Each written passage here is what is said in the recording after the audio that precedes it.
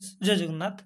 आमे पूर्वतन क्लास रे आमे राधानाथ राय विषय रे आलोचना करथिले पार्ट 1 आमे आलोचना करथिले आज पार्ट 2 टा आलोचना करिपा काहे कि ना आमे एथिरे राधानाथ राय सृष्टि माने एई गुडी एतिकी पर्यंत आमे आलोचना करथिले आपण माने देखुथिबे एबे जो सत काव्य कविता एथिरे संक्षिप्त रे देछि से गुडी को आमे आलोचना करिबा ठीक अछि आमे एतिकी पर्यंत शेष करि दैछन्ती जे कोन लिखिछन्ती केते मसिया रे आपण माने पूर्वतन क्लास टा जाई कि राधानाथ देखिनेबे एवं एई क्लास रे आमे देखिबा तांकर जो सृष्टि गुडी को रहिछि जेमिति कि केदार गौरी अल्प अल्प जो देछि से गुडी को आमे आलोचना बहुत सुंदर भाव में करिबा ठीक अछि क्लास रे जदि कोनोसी त्रुटि रहउतबा आपण माने भी मते जणाई परिबे काहेकि ना जेहेतु मु भी जणे मनीष मोर भी किछि भूल रहिछि समस्त भाई किछि ना किछि भूल रहि जाय जेहेतु भी मु नुआ नुआ क्लास मध्य करूछि जो टिके त्रुटि रहिथिबा आपण माने मते जणाई देबे ठीक अछि एवं सही मान को बहुत बहुत धन्यवाद देबी जो माने मते प्रेरणा दउछन्ती ठीक अछि एवं से माने भी कहउछन्ती जो भली भाबरे जे आपण सर क्लास आनंतु बहुत बहुत से माने को धन्यवाद देबी बहुत बहुत ठीक अछि फ्रेंड्स आमे एबे जिबा क्लास को देखो आमे केदार गौरी काव्य टिके आलोचना करिबा जे खाली संक्षिप्त रे ठीक अछि संक्षिप्त रे जो भली भाबरे देछि आमे से को आलोचना करिबा देखो काव्यटी जो कथावस्तुर उपजीव्य रे रचित ताहा हेउछि गौरी आ तार प्रतिवेशी होउछन्ती केदार अर्थात हीरो होउछि कि केदार आ गौरी हला हीरोइन केदार गौरी काव्य रे ना हला केदार गौरी ई काव्यटी ए दी जनक ना अनुसार हिछि से बाल्य कालरु कोन थिले सांग थिले एवं जेतेबेले यौवन अवस्था पदार्पण करबा परे सेमाने परस्पर को भल पाइछन्ती अर्थात छोट बेलटू सेमाने दी जन सांग थिले बड़ी हले जेतेबेले केदार गौरी घर भल पाइया हला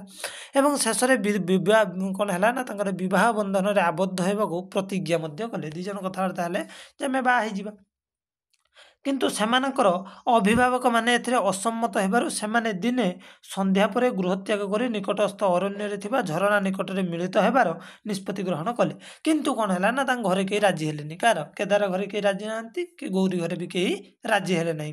एवं घरे जेतु असम्मति हला बा सब मना कले सेमाने दी जन कथावार्ता कले प्लानिंग कले जे आमे गोटे जंगल रे जाई कि कोन हबा देखा हबा दी जन कहिसंती एवं परिवर्ती अवस्था रे कोन हला ना निर्धारित समय रे सेमाने गौरी निर्धारित समय गौरी प्रथम कौन कला सेठारे जाइकी पहुँचला एवं केदार को से अपेक्षा करथिबा समय एक बाघ को देखे निकटस्थ गुंफा मध्य से आत्मगोपन करिछि आगर कौन है ना से जंगल पाखरे थिबा बा से झरणा पाखरे जाइकी दी जण कौन करछन्ती ना प्रथमे गौरी पहुँची जाइछि एवं से झरणा पाखरे पहुँचला घटना कौन होइछि ना सेठी गोटे बाघ को से देखिछि एवं से भयर कौन करछि ना से गुंफा भितर रहिछि एवं गुंफा निकट को दौड़ी जिबा समय तार उत्तरी माने जो आप्रेन बा स्टोल से उत्तरीयटी तले पड़ जाइए कार गौरी तले पड़गला किंतु से समय कौन है ना सद्य मृग शिकार करिथिबा रक्तमुखा बाघ द्वारा उत्तरीयटी खंड खंड हेबा द्वारा इथिरे रक्तर दाग मध्य लागिछि कौन है समय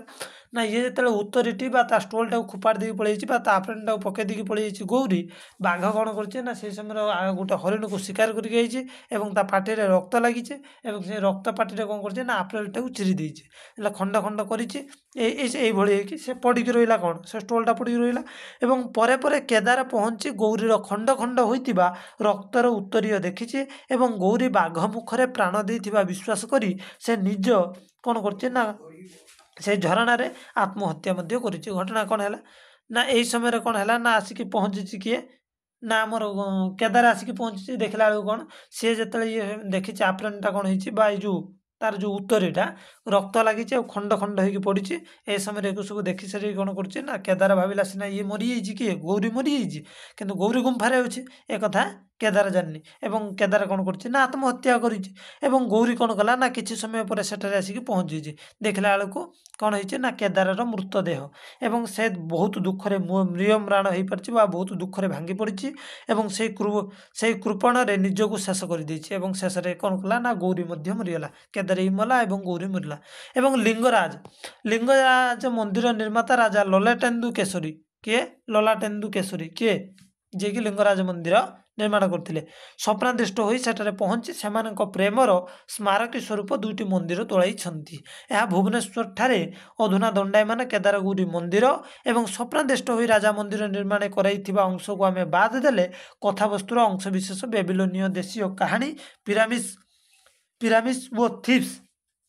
पिरामिड्स और थीव्स उपाख्यान ये कौन है ना कथावस्तु संग्रह होती तो केदार गौरी उपाख्यान को आपने जापारे जो कौ भाव में केदार गौरी के राधानाथ राय बहुत सुंदर भाव में आलोचना कर विषय वस्तु किसी ना केवल विषय वस्तु केदार गौरी विषय दे केदार कौन करते ना एक असफल प्रेम कहले चले कहीं ये भी जाइए झरणा पाखर केदारे भी मला एवं गौरी मध्य मला उभय मध्य कौन कले ना आत्महत्या करके मले घटनाटी ये यही कहानी कौटू आसी ना बेबिलोनियन सभ्यतार आम जो देखिया पिरामिड्स व थीव्स उपाख्यान एटा आसी एतिक आम जाने तापर आम जा द्वितीय जो गोटे काव्य रही चंद्रभागा तो ये आम द्वितीय काव्यटी की आलोचना करवा और द्वितीय काव्यटी कौन केदारगौरी विषय आप जाने आउ थे भी मुझे कहीदे जी केदार कौन कर विषय किसी ना केवल संक्षिप्त कथावस्तु रही कथावस्तु कौन ना केदार गौरी दीज छोट बेलू सांग थे परवर्ती अवस्था से जो यौवन आसिक पहुँची बॉयज एंड माने यंग अवस्था को आसी उभय को परस्पर को भल पाई घरे शेष में बाहापी प्रतिज्ञा कर घरे राजी ही नहांती परिशेष से कौन कर आम जंगल में देखाई कथबार्ता झरणा पाखे हवा किंतु विधिर विधान किसी अलग होती पहुँचला गोटे प्रथम गौरी पहुँची गोटे बाघ से टाइम पहुँची बाघटी कौन कर बाघ को देखिकी गौरी ता उत्तर टी खोपाड़ देकी पलि गोटे गुंफा को सी जो उत्तर टी खोपाड़ देती बाघटी जाकि आप्रेन टाक से स्टोल टाक उत्तर टी खंड खंड कर जेहेतु से बाघटी संगे संगे हरिण को शिकार करके मुहर रक्त लगी से रक्त भिजा कौन कर जेहेतु रक्त भिजा हो कौन ना तार जो उत्तरी हो से समय केदार आसिक पहुँची देखला बाघ पलि जिते देखी गौरीर ये रक्त भिजा कौन पड़ी ना उत्तरी पड़ी शेष केदार आत्महत्या कर परवर्ती अवस्था आसिक पुणी गौरी सेठारे पहुँची केदार मृतदेह देखी से आत्महत्या कर विषय वस्तु है एतिकी एटा बेबिलोनिय कहानी रही थीव्स पिरामिड्स और थीव्स उपाख्यान आसी आम द्वितीय को जी चंद्रभागा जो काव्यटी रही आम देखा देख चंद्रभागा एक क्षुद्र काव्यटी काल्पनिक विषय वस्तु आधारित एटा गोटे काल्पनिक विषय वस्तु विख्यात कोणार्क मंदिर पतनर कारण ए वर्णित एटा गोटे काल्पनिक सत घटना ए श्री जगन्नाथंकर पौष देवाभिषेक दर्शन करने को भगवान जो पौषा देवाभिषेक होइतिबारु आसीथिबा देवादेवी मध्य सूर्य आसचंती कंदर्प आसचंती और रथी ये तीन जन आसीचंती कोठी ना भगवान जगन्नाथंकर पौषा देवाभिषेक देखिबा सेठारे कौन होइछे ना सेठारे सूर्य देवता और कंदर्पंक मध्य सामान्य बचसा होइछे एवं फल कंदर्प प्रतिशोध नेबार धमक दे चली